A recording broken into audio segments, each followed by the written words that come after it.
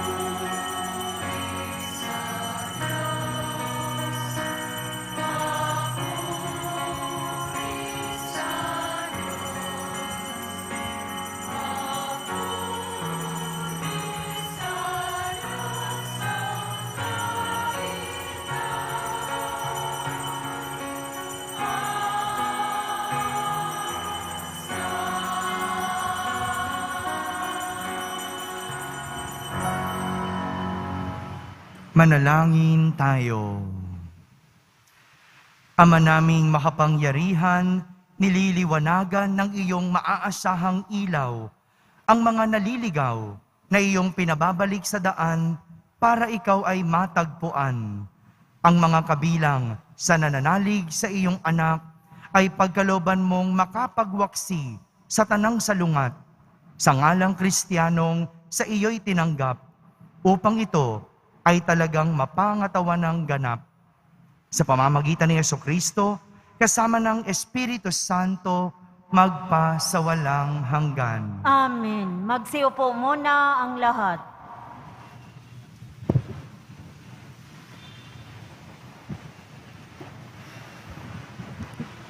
Pagbasa mula sa aklat ng Deuteronomio. Sinabi ni Moises sa bayan, kailangan ninyong dinggin ang tinig ng ninyong Panginoong Diyos at buong puso't kaluluwang sundin ang kanyang mga utos. Ang kautosang binibigay ko ngayon sa inyo ay madaling sundin at unawain. Ito'y wala sa langit, kaya hindi ninyo masasabing walang aakyat doon at kukuha sa kautosan upang marinig ninyo at maisakotuparan. Niwala ito sa bayong dagat, kaya di ninyo masasabing walang tatawid sa dagat para kunin ang kautosan at nang marinig ninyo at maisagawa. Ang kautosan ay di malayo sa inyo.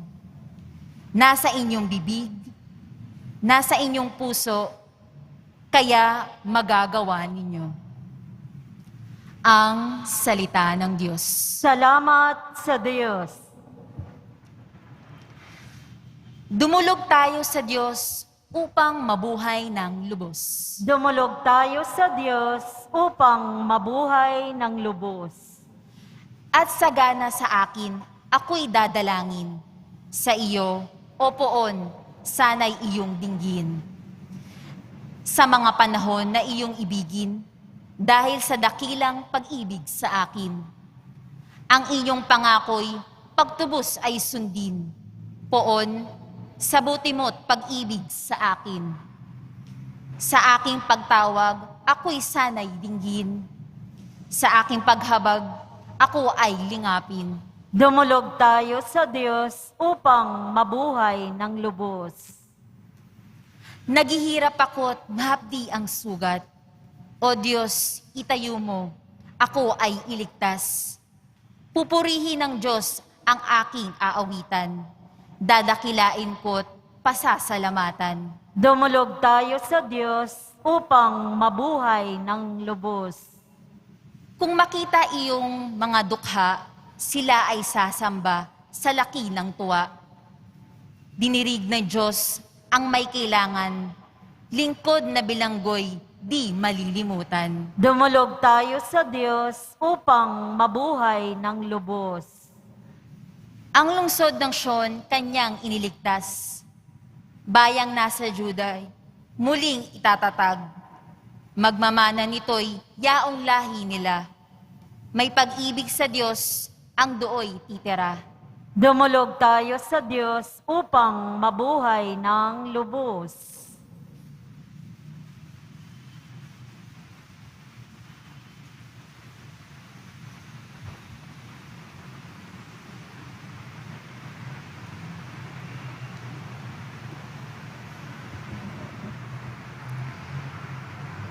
Pagbasa mula sa sulat ni Apostol San Pablo sa mga taga-Kolosas. Si Kristo ang larawan ng Diyos na di nakikita at siyang may kapangyarihan sa lahat ng nilikha. Sapagkat ang lahat ng nasa langit at nasa lupa, nakikita man o hindi, pati ang mga naghahari at namamahala, mga namumuno at may kapangyarihang espiritual, ay pawang nilikha ng Diyos sa pamamagitan niya at para sa Kanya. Siya'y una sa lahat at sa Kanya nakasalalay ang kaayusan ng lahat ng bagay. Siya ang ulo ng simbahan na Kanyang katawan. Siya ang una, ang panganay na anak, ang unang nabuhay na muli, upang siya ang maging pinakadakila sa lahat ng bagay. Ipinasya ng Diyos na ang Kanyang kalikasan ay manatili rin sa anak, at inibig niya ang ansandaigdigan ay makipagsundo sa Kanya sa pamamagitan ng anak. Sa pamamagitan ng pagkamatay nito sa krus, nagkasundo nga ang Diyos at ang lahat ng nilikha sa langit at sa lupa. Ang salita ng Diyos. Salamat sa Diyos. Magsitayo na po ang lahat.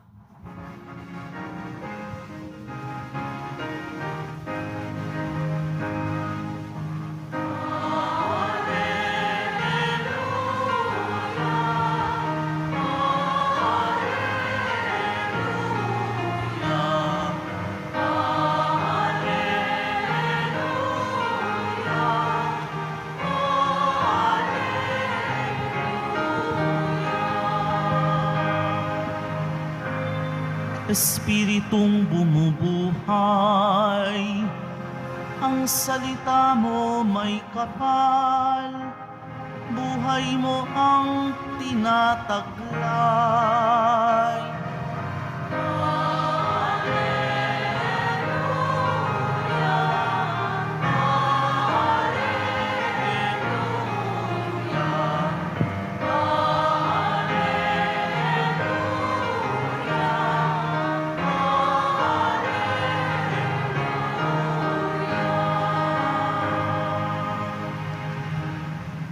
Sumainyo ang Panginoon. At sumaiyo rin. Ang mabuting balita ng Panginoon ayon kay San Lucas. Papuri sa iyo, Panginoon.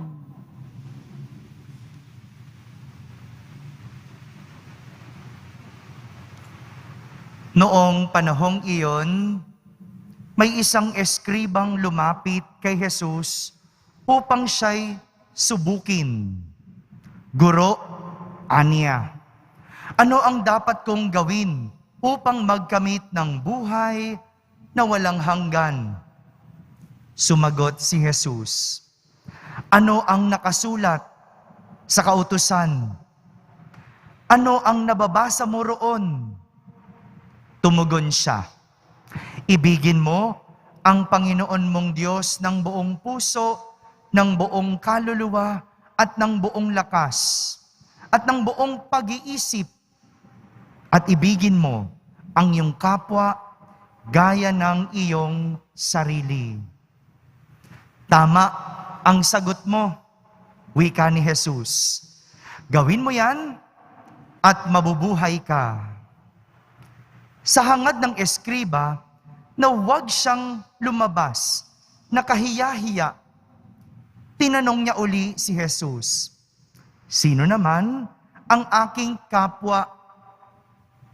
Sumagot si Jesus, may isang taong naglalakbay buhat sa Jerusalem patungong Jericho. Hinarang siya ng isang tulisan. Kinuha pati damit sa katawan, binugbog at halos patay na ng iwan. Nagkataong dumaan doon ang isang saserdote. At pagkakita sa taong nakahandusay, siya'y lumihis at nagpatuloy ng kanyang lakad. Dumaan din ang isang Levita, ngunit tiningnan lamang niya ito at nagpatuloy ng kanyang lakad. Ngunit may isang Samaritanong naglalakbay na naparaan doon. Nakita niya ang hinarang at siya'y nahabag. Lumapit siya, binuhusan ng langis at alak ang mga sugat nito at tinalian. Saka isinakay ang tao sa kanyang sinasakyang hayop. Dinala sa bahay panuluyan at inalagaan doon. Kinabukasan, dumukot siya ng 2 denaryo. Ibinigay sa may-ari ng bahay panuluyan at sinabi, alagaan mo siya. At kung magkano man ang kakulangan niyan, babayaran ko sa aking pagbabalik. Sino ngayon, sa palagay mo, ang nagpakita sa kanya ng pakikipagkapwa-tao sa taong hinarang ng mga tulisan? Tanong ni Jesus. Ang nagpakita ng habag sa kanya, tugon ng eskriba. Sinabi sa kanya ni Jesus, humayo ka't gayon din ang gawin mo. Mga kapatid, ang mabuting balita ng Panginoon. Pinupuri ka namin, Panginoong Heso Kristo. Magsiupo muna tayong lahat. Isang magandang araw po sa inyong lahat. Pakibati mo naman ang katabi mo ng magandang araw. Isang tanong ang ating narinig mula sa isang eskriba.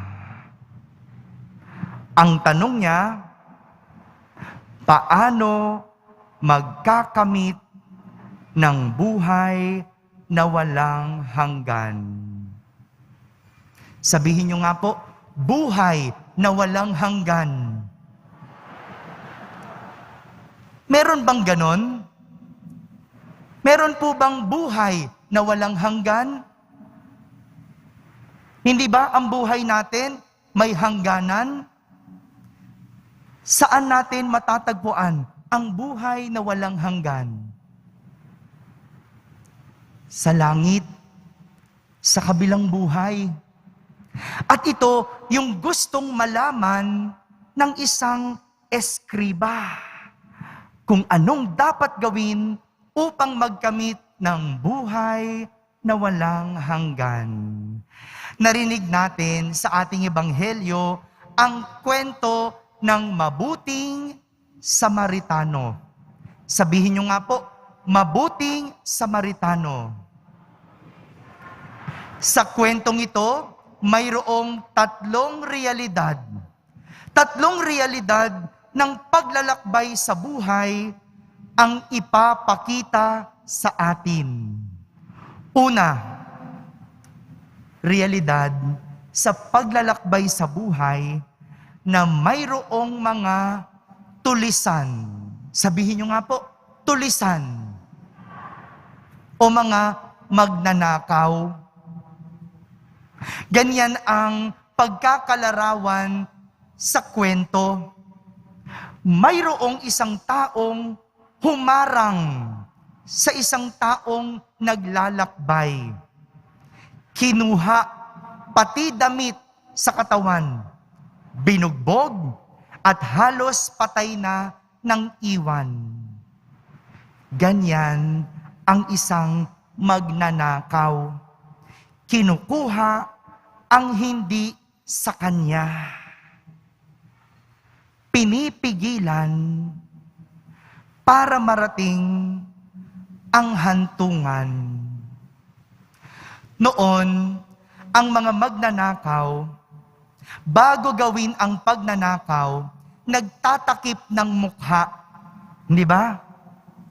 Noon sa mga pelikula, nagsusuot ng bonnet, magsusuot ng jacket, no? Para hindi makilala. At kung sasalakay, gabi o madilim, patago. Pero ngayon, iba't iba na ang mukha ng magnanakaw. Tingnan mo nga yung katabi mo. Tingnan mo lang, sabi ko. Tingnan mo lang kung natutulog. Ngayon, iba't iba na ang mukha ng magnanakaw. May iba, hindi na nga nagtatakip ng mukha. Minsan, harap-harapan pang nagnanakaw. Hindi na mukha ang tinatakpan, kundi nagtatago sa kanilang titulo o pangalan. May mga magnanakaw, attorney ang titulo. May mga magnanakaw, politiko. Merong magnanakaw, kilala ang pamilya. Dati, hindi mo kilala ang magnanakaw. Pero ngayon, pwede na ang iyong kaibigan. Siya yung nagnakaw ng asawa mo o ng kasintahan mo, di ba? Minsan, matalik mo pang kaibigan. O kaya, pwede rin yung mismong asawa mo na nagwawaldas ng kinikita mo. Yan, no? Magnanakaw din yung ganyan. Meron din namang magnanakaw sa loob ng classroom. Yung ninanakaw, yung sagot mo. Merong ibang magnanakaw, ang tawag, biyanan. Paano naging magnanakaw yung biyanan? Kasi, kasal na nga, ayaw pang ibigay yung anak. Kinukuha pa din yung anak. At mas nakakalungkot, pati kita ng anak, kinukuha. Iba't iba ang mukha ng magnanakaw sa panahon ngayon. Hindi na nagtatakip ng mukha. Isang realidad sa buhay na sa ating paglalakbay, mayroong mga tulisan o magnanakaw. Sila yung kinukuha ang hindi nila pinagpaguran at pumipigil sa atin para marating ang ating hantungan. Kaya hindi narating ng mag-asawa ang 50th anniversary kasi may nagnakaw sa asawa. Kaya hindi na-promote ang isang empleyado kasi nanakaw ng oras sa trabaho. Imbis na nagtatrabaho, nagsi-cellphone. Ganyan ang ugali ng isang magnanakaw. Kinukuha ang hindi nila pinagpaguran at pinipigilan ang tao na marating ang kanyang pupuntahan. Kaya mag-ingat, maging mapagmatyag dahil sa buhay mayroong magnanakaw. Pangalawang ipinapakita sa atin na realidad sa buhay paglalakbay ay mayroong mga walang pakialam. Sabihin nyo nga po, walang pakialam. Ito yung binanggit sa ating kwento na isang saserdote at isang levita. Nakita na nga nila ng isang tao ay ninakawan at nakahandusay at halos patay. Pero kahit nakita nila, hindi nila ito tinulungan. Hindi dahil sa wala silang kakayanan, kundi dahil sarili lang ang kanilang pinakikialaman. Hindi dahil sa wala silang alam, pero ayaw nilang makialam. Yung levita at saserdote, ayaw nilang humawak ng dugo dahil noong panahong iyon, ang isang taong makakahawak ng dugo ay ituturing na marumi. At kailangan pa nilang sumailalim sa rito ng paglilinis bago sila maituring na malinis. Kung ganon, dahil sila'y marumi, hindi sila pwedeng makapagtrabaho. At ang saserdote at levita ay mga taong simbahan. Opo, sila'y taong simbahan. Ito yung nakakatakot na realidad ng buhay. May mga taong walang pakialam o ayaw makialam. Hindi dahil sa wala silang alam, pero ayaw lang makialam. Nakita na nga na mayroong kalat, ayaw damputin. Alam na nga na masama, ayaw sawayin. Ganyan ang taong walang pakialam o ayaw makialam.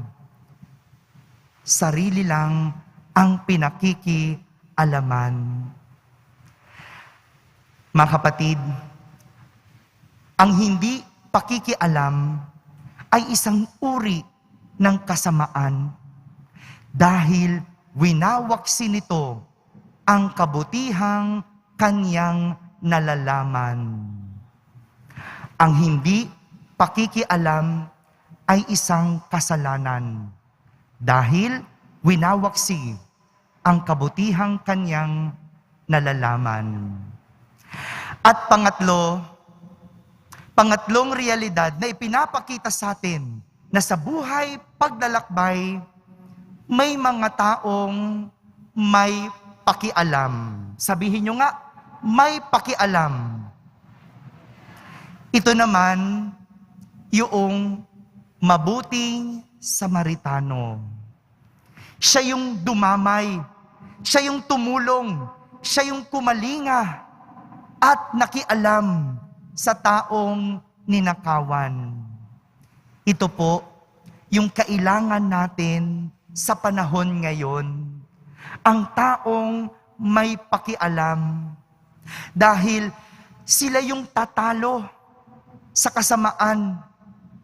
Ang taong may pakialam, may kabutihang gustong patunayan at may malasakit na gustong iparamdam.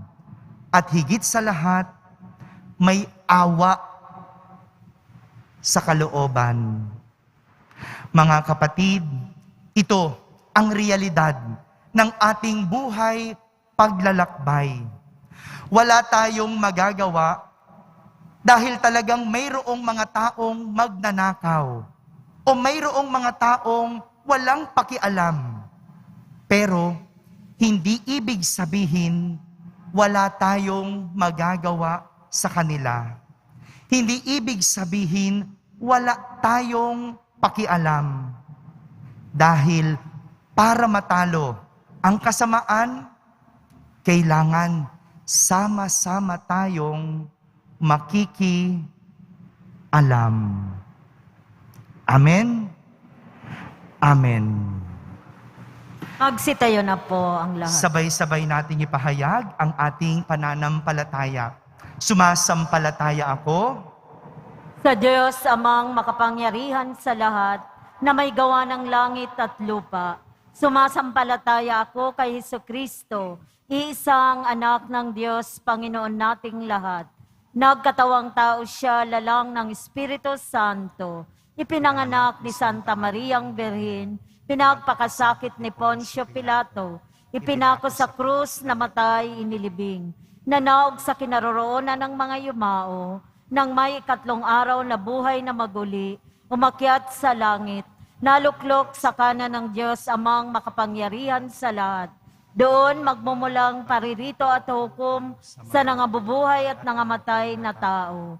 Sumasampalataya naman ako sa Diyos Espiritu Santo, sa banal na simbahang Katolika, sa kasamahan ng mga banal, sa kapatawaran ng mga kasalanan, sa pagkabuhay na muli ng nangamatay na tao, at sa buhay na walang hanggan. Amen.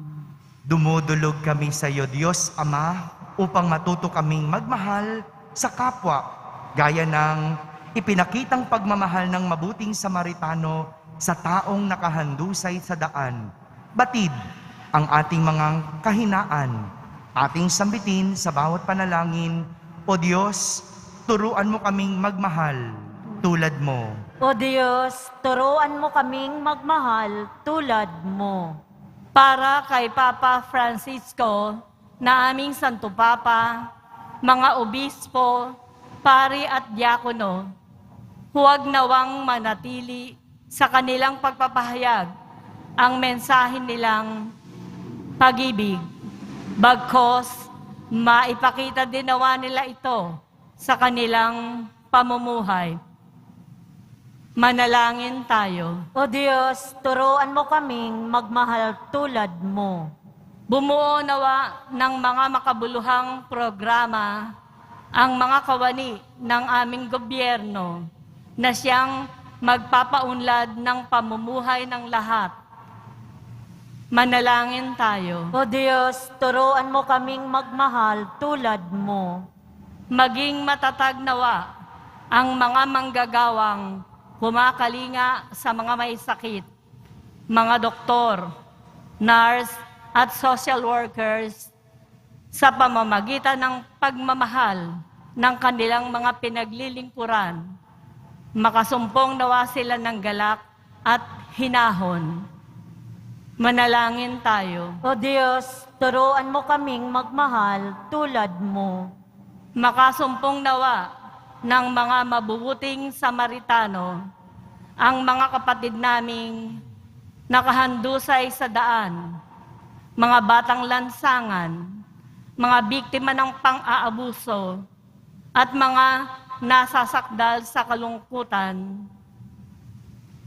Manalangin tayo. O Diyos, turuan mo kaming magmahal tulad mo. Sa katahimikan, ating ilapit sa Diyos ang ating mga pansariling kahilingan.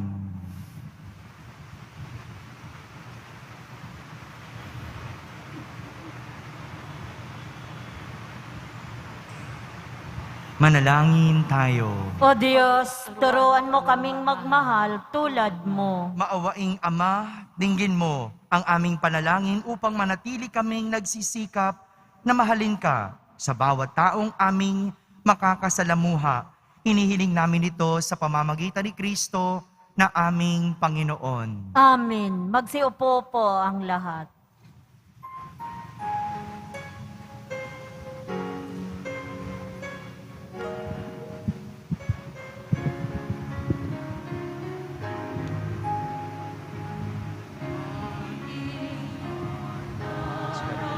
Blessed be God forever.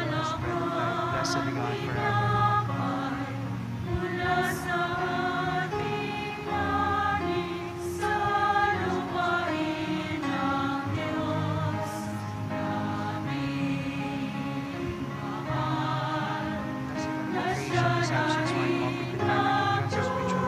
Blessed be God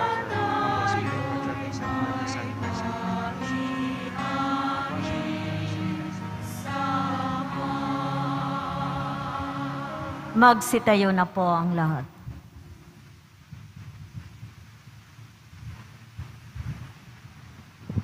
Manalangin kayo mga kapatid upang ang paghahain natin ay kalugdan ng Diyos amang makapangyarihan. Tanggapin nawa ng Panginoon itong paghahain sa iyong mga kamay, sa kapurihan niya at karangalan, sa ating kinabangan at sa buong sambayanan niyang banal. Ama naming lumikha, tunghayan mo ang mga alay ng iyong sumasamong sambayanan at tanggapin mo ang mga ito para madagdagan ng iyong kabanalan sa mga nananalig na tunay sa pamamagitan ni Jesucristo kasama ng Espiritu Santo magpasawalang hanggan. Amen. Sumainyo ang Panginoon. At sumaiyo rin. Itaas sa Diyos ang inyong puso at diwa. Tinaas na namin sa Panginoon. Pasalamatan natin ang Panginoong ating Diyos. Marapat na siya ay pasalamatan. Ama naming makapangyarihan, tunay ngang marapat na ikaw ay aming pasalamatan. Kahit na ikaw ay pinagtaksilan ng sangkatauhan, ikaw ay patuloy pa rin sa iyong pagmamahal. Ikaw na ang nagpuno sa aming pagkukulang. Ikaw pa rin ang nagsugo ng tutubos sa tanan. Ang sugo mong anak ay naging di na iba sa amin, bagamat di niya tinularan ang aming pagkamasuwayin. Niloob mo ito upang iyong mamalas sa aming pagkatao ang giliw mong anak at kami tunghayan mong may pag-ibig na tulad ng pagtatangi mo sa Kanya ng higit sa lahat. Ang katapatan niya sa iyong walang maliw ay nagpapanumbalik na muli sa amin ng iyong kasiyahat, ng iyong pagtingin na aming iwinaksi nung ikaw ay aming suwayin. Kaya kaysa ng mga anghel na nagsisiawit ng papuri sa iyo nang walang humpay sa kalangitan, kami nagbubunyi sa iyong kadakilaan.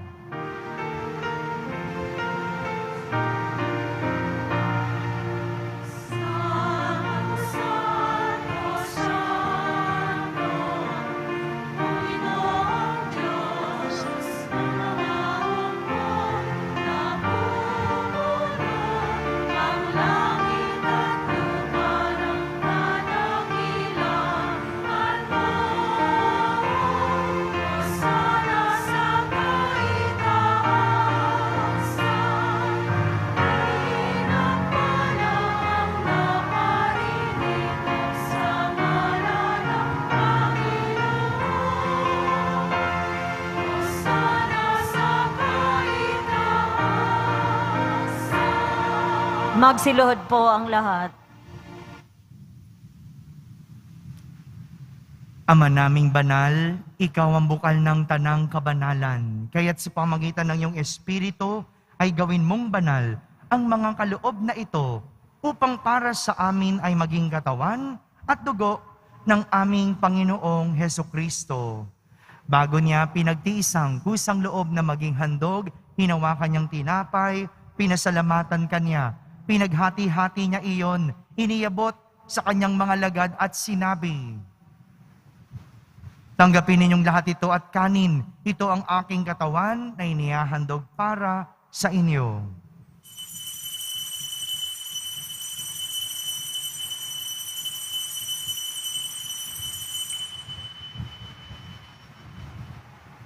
Gayon din naman, matapos ang hapunan, hinawakan niyang kalis, muli kanyang pinasalamatan, iniabot niyang kalis sa kanyang mga lagad at sinabi, "Tanggapin ninyong lahat ito at inumin. Ito ang kalis ng aking dugo, ng bago at walang hanggang tipan. Ang aking dugo ni bubuhos para sa inyo at para sa lahat sa pagpapatawad ng mga kasalanan. Gawin ninyo ito sa pag-alaala sa akin."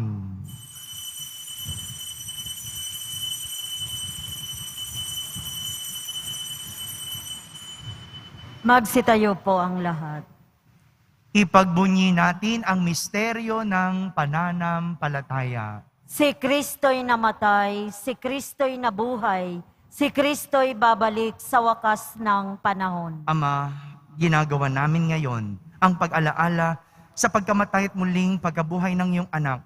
Kaya tinaalay namin sa iyo ang tinapay na nagbibigay buhay at ang kalis na nagkakaloob ng kaligtasan. Kami nagpapasalamat dahil kami iyong minarapat na tumayo sa harap mo para maglingkod sa iyo. Isinasamo namin kaming magsasalo-salo sa katawan at dugo ni Kristo ay mabuklod sa pagkakaisa sa pamamagitan ng Espiritu Santo. Ama, lingapin mong iyong simbahang laganap sa buong daigdig. Puspusin mo kami sa pag-ibig kaysa ni Francisco na aming Papa, ni Jose na aming Obispo at ng Tanang Kaparian. Alalahanin mo rin ang mga kapatid naming nahimlay, lalong-lalo na si Saida at Lito, na may pag-asang sila'y muling mabubuhay, gayon din ang lahat ng mga pumanaw. Kaawan mo sila't patuloyin sa iyong kaliwanagan. Kaawan mo't pagindapating kaming lahat na makasalo sa iyong buhay na walang wakas.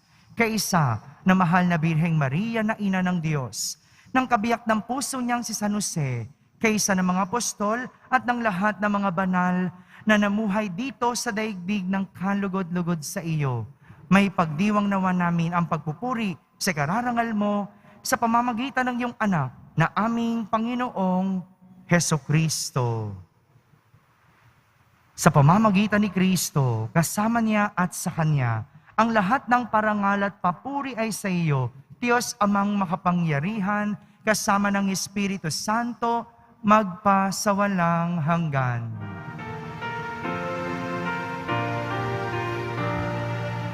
Amen. Amen.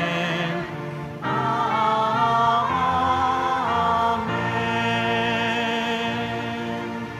Sa tagubilin ng mga nakahagaling na utos at turo ni Jesus na Panginoon natin at Diyos, ipahayag natin ng lakas loob.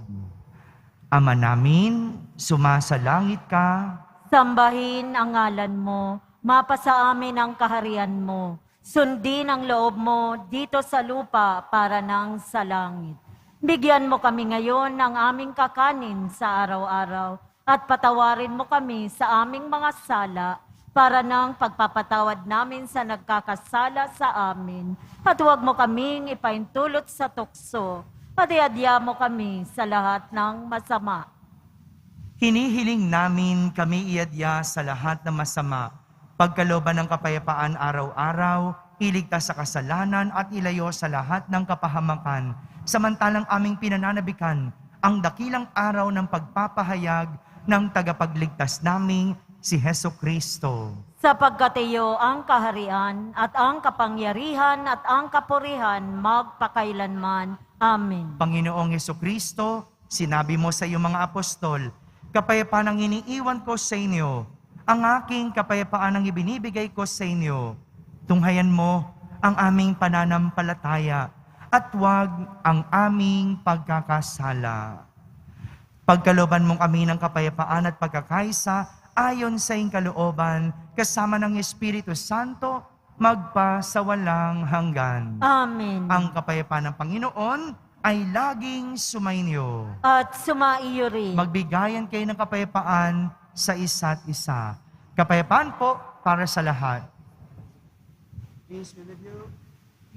Kordero ng Diyos na nag-aalis ng mga kasalanan ng sanlibutan, maawa ka sa amin. Kordero ng Diyos na nag-aalis ng mga kasalanan ng sanlibutan, maawa ka sa amin. Kordero ng Diyos na nag-aalis ng mga kasalanan ng sanlibutan, pagkaloob mo sa amin ang kapayapaan. Magsilod po ang lahat.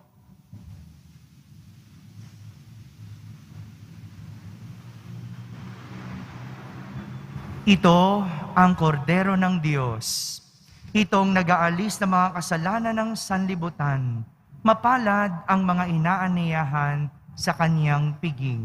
Panginoon, hindi ako karapat-dapat na magpatuloy sa iyo, ngunit sa isang salita mo lamang ay gagaling na ako.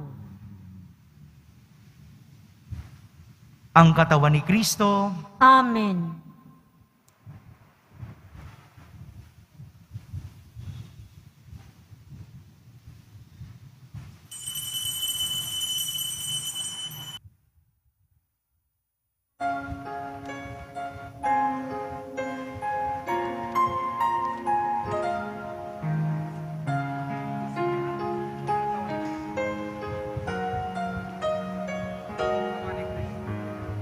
Every day I sing to you with all my heart.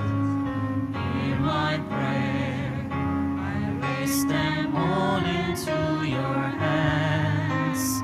Come to me and keep me safe in your arms. Strengthen me to face the day for you I stand. Even if there's sadness, stay with me and fill me with your joy endlessly.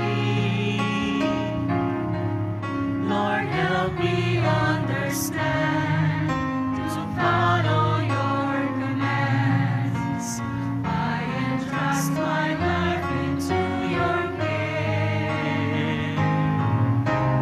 My Lord, fill me with your love, fill me with your truth, fill me with your kindness. My Lord,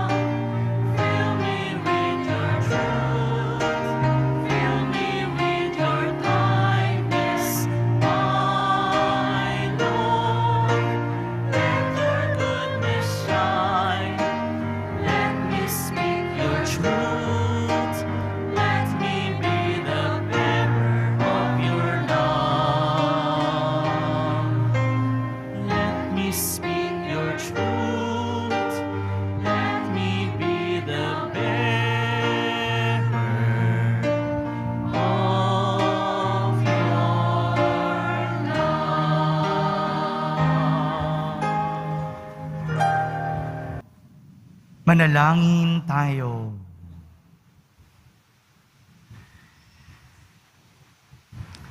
Ama naming mapagmahal, kami mga pinapagsalo mo sa piging na banal ay makatanggap nawa ng bungang karagdagan ng iyong pagdiligtas na aming ipinagdiriwang sa pamamagitan ni Jesucristo kasama ng Espiritu Santo magpasawalang hanggan. Amen. Sumainyo ang Panginoon. At sumaiyo rin. Pagbabasbas ng Poong Yesus Nazareno. Mahal na Poong Yesus Nazareno, hinihayag mo sa pamamagitan ng krus ang walang maliw na pag-ibig ng Diyos sa sangkatauhan. Pakinggan mo ang kahilingan ng iyong angkan na nagsusumamo sa iyo. Makamtanawan nila ang inyong katugunan at tanggapin ang kasagutan na may utang na loob na tinatanaw. Basbasan din po ninyo ang lahat na may karamdaman, nahihirapan, may mga dalang imahen at dasalan.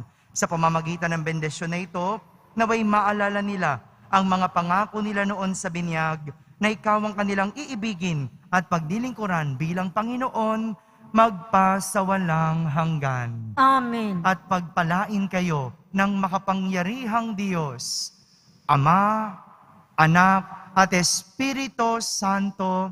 Amen. Tapos na po ang ating pagdiriwang, humaykeng taglay ang pag-ibig at kapayapaan ng Sa- Poong Jesus Nazareno. Salamat sa Diyos.